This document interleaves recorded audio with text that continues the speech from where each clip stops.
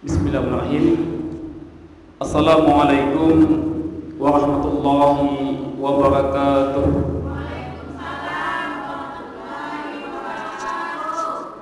Innal hamdalillah nahmaduhu wa nasta'inuhu wa nastaghfiruh wa na'udzu billahi min shururi anfusina wa min sayyiati a'malina. May yahdihillahu fala mudilla lahu wa may yudlil fala hadiyalah. Bersyukur kita dengan ucapan alhamdulillahirabbil alamin, dengan rahmat dan nikmat yang Allah Subhanahu wa taala berikan kepada kita sampai pada malam yang ke-20 ini. Allah Subhanahu wa taala masih berikan kesehatan kepada kita. Allah masih berikan kesempatan kepada kita untuk bisa berhadir di musala yang sama-sama kita cintai ini. Wassalawat kita kepada Nabi kita Nabi Muhammad sallallahu alaihi wasallam dengan ucapan Allahumma shalli ala Muhammad wa ala ali Muhammad, yang sama-sama kita mati pengurus Musala Al-Muhsinin ya Bu ya, beserta jajarannya, yang sama-sama kita hormati Al-Ustadz kita yang ganteng insyaallah. Kemudian yang sama-sama kita hormati Bapak Ibu yang berhadir pada saat sidang salat Isya, dan insyaallah akan kita lanjutkan dengan salat tarawih nanti. Bagi adik-adik yang mencatat, jadi judul yang disampaikan oleh protokol tadi, hidup berkah dengan saling tolong menolong. Bapak Ibu, hidup kita ini Bapak Ibu menginginkan kebaikan, berkah, atau dalam bahasa Arabnya barokah. Barokah itu artinya berkembang, tumbuh Bapak Ibu. Saya izin berdiri Bapak Ibu. Jadi berkah itu bermakna berkembang. Berkembang dia Bapak Ibu, dari 1 menjadi 2, 2 menjadi 10, 10 menjadi 50, begitulah banyaknya. Maka keberkahan itulah yang kita harapkan. Keberkahan bermakna di sini adalah sesuatu yang diridhoi oleh Allah Subhanahu wa taala. Jadi setiap hidup kita ini Bapak Ibu, senantiasa kita mengharapkan keridhaan dari Allah Subhanahu wa taala, apalagi di bulan Ramadan ini. Apalagi di bulan Ramadan ini kita melaksanakan puasa di siang hari, maka hidup kita berkah. Kemudian dilanjutkan dengan malamnya melaksanakan qiyamul lail, adalah berkah. Dan bangun di sepertiga malamnya lagi Bapak Ibu, di sana ada keberkahannya juga. Maka hidup dengan keberkahan tersebut sungguh luar biasa, apalagi ditambah dengan kita saling tolong menolong. Hidup kita dengan ibadah kepada Allah Subhanahu wa taala, ibadah qalbi, kemudian ibadah qalbi abdan, qalbi hati dan badan, kemudian ibadah qalbi abdan dan mali, ibadah hati, ibadah badan, dan ibadah harta. Maka ini semua akan mendatangkan keberkahan. Ibadah qalbi adalah ibadah kita berzikir Bapak Ibu. Itu untuk kita sendiri.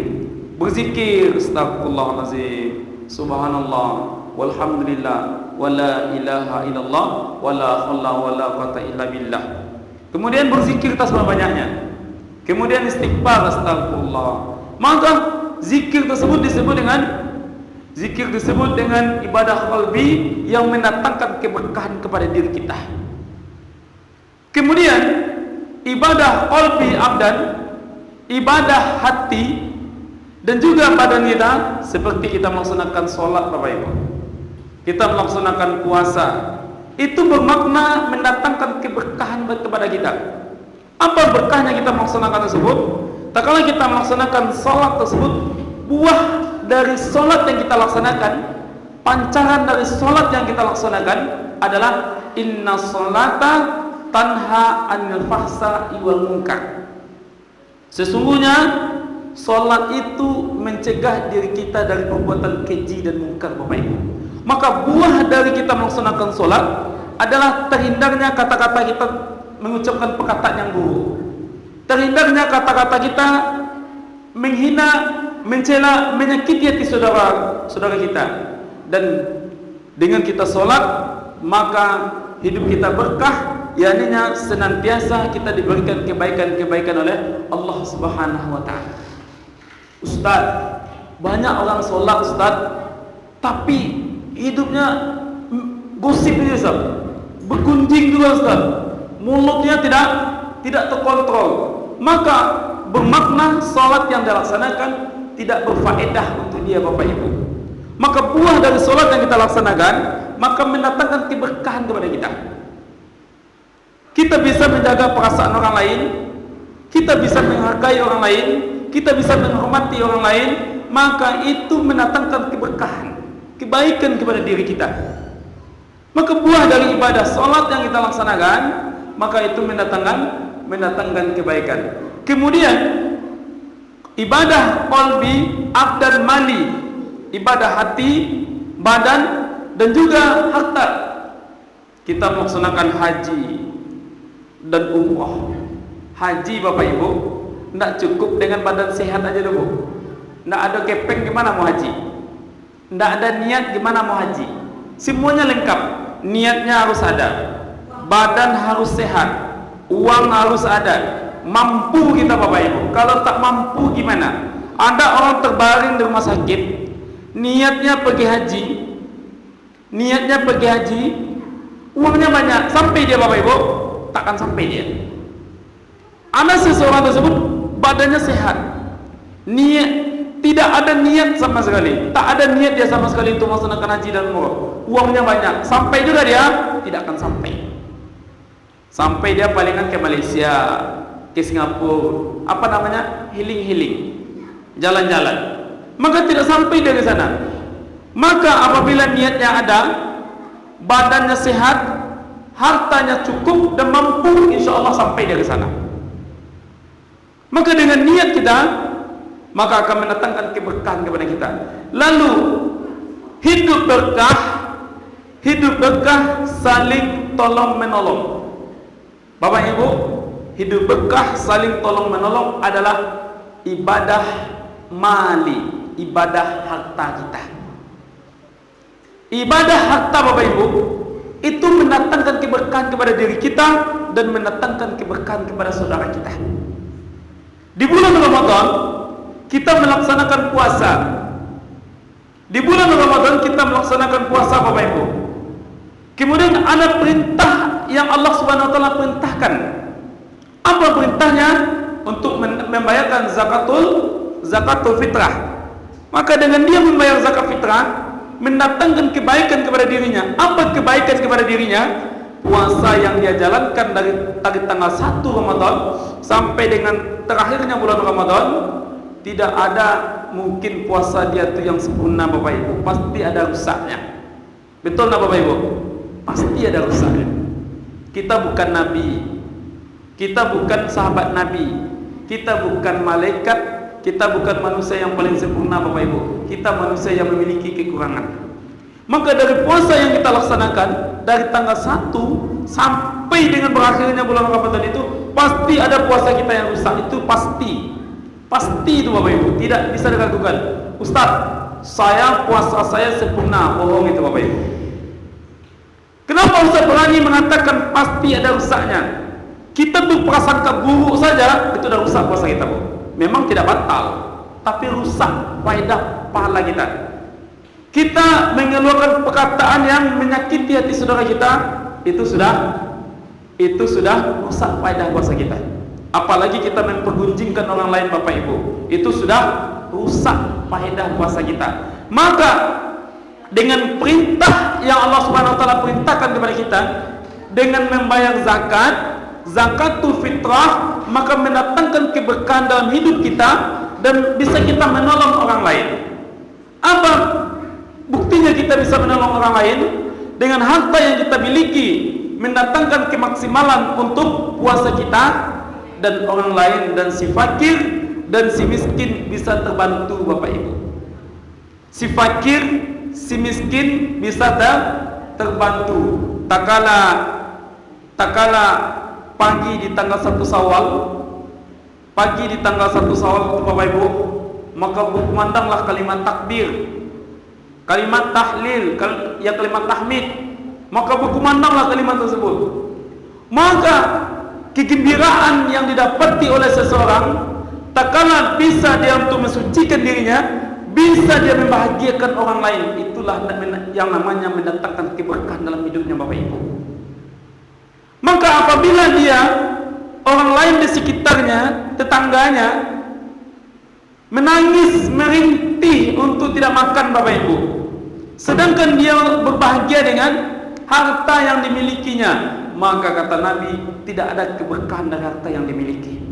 Maka seseorang yang berkali-kali pergi melaksanakan umrah, berkali-kali dia melaksanakan haji, akan tetapi tetangga di sekelilingnya menangis, merintih karena kelaparan, memang tak ada uang untuk beli beras, tak ada makanan yang mau dimakan Bapak Ibu.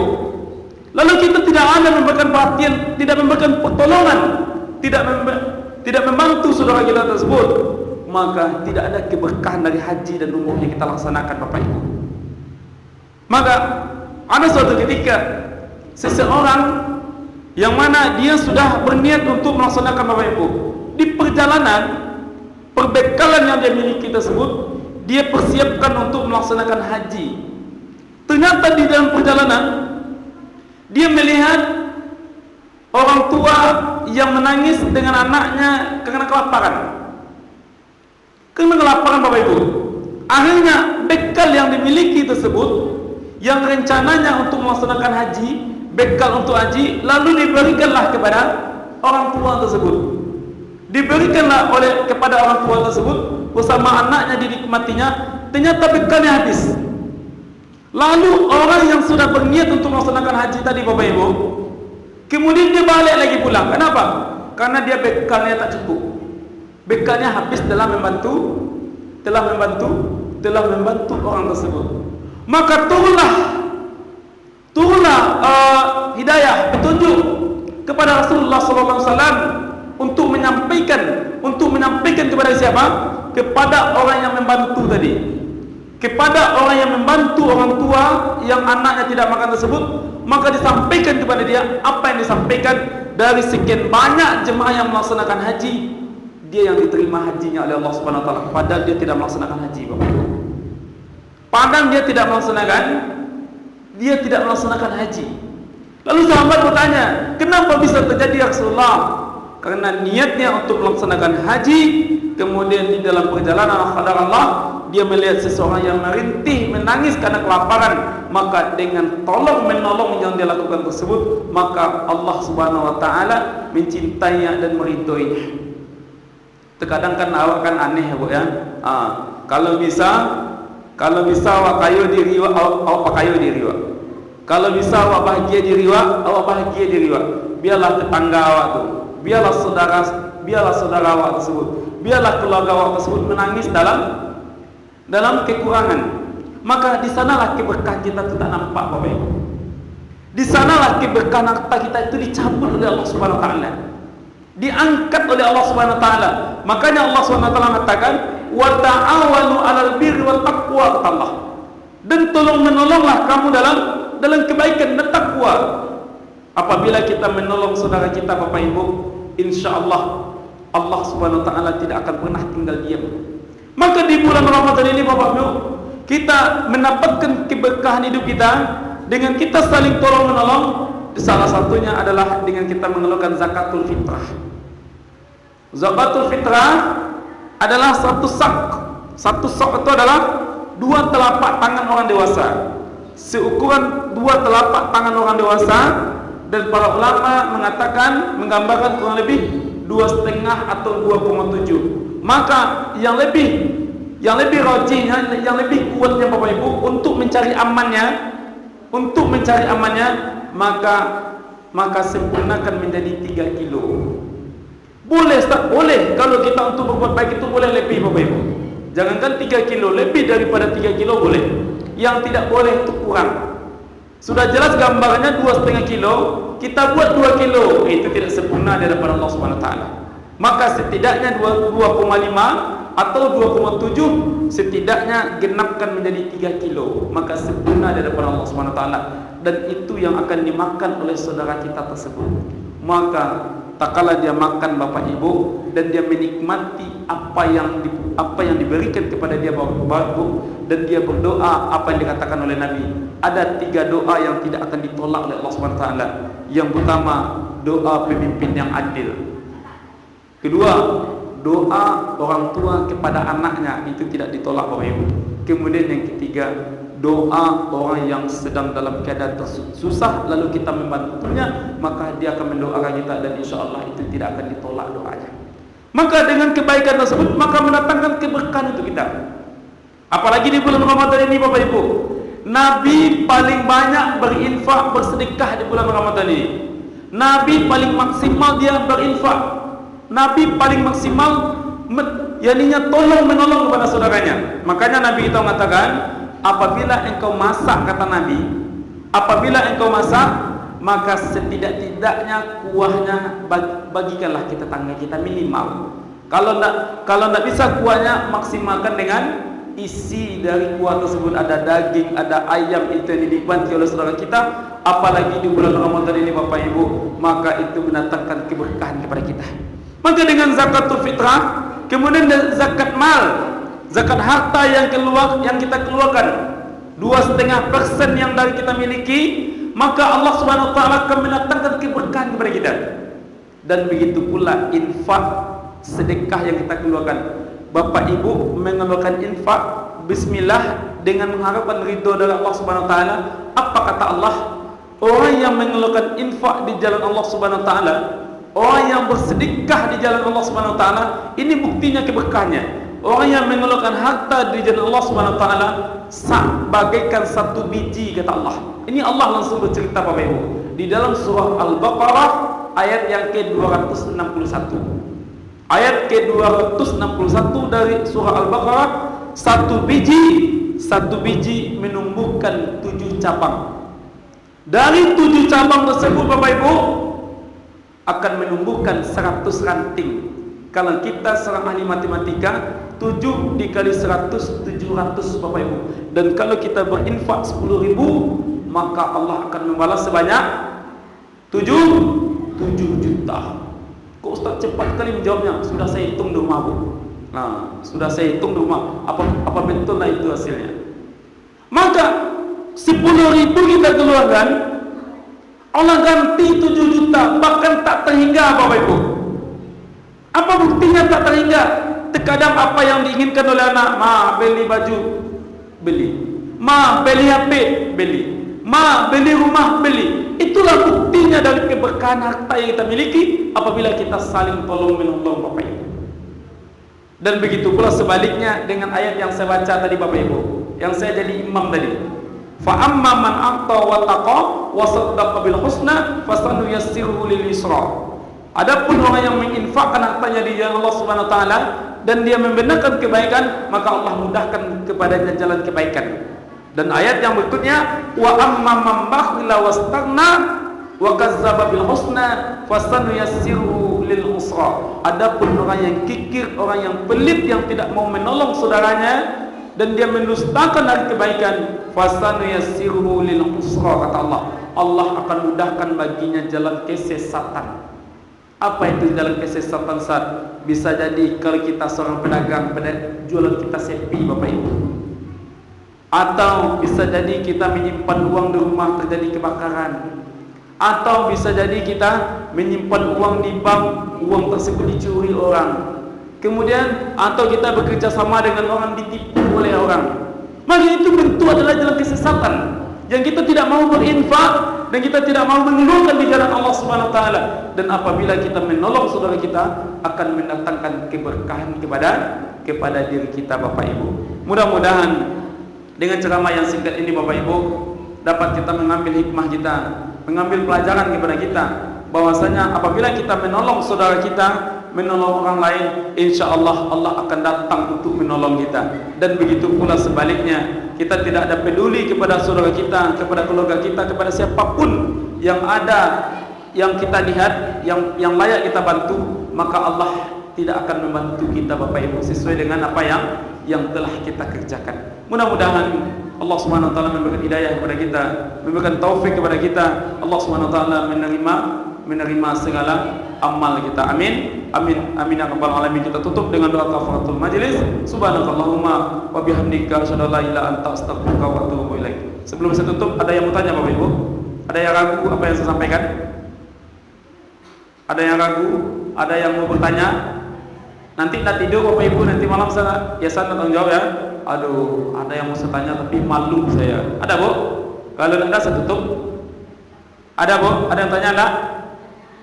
Oke, alhamdulillah buat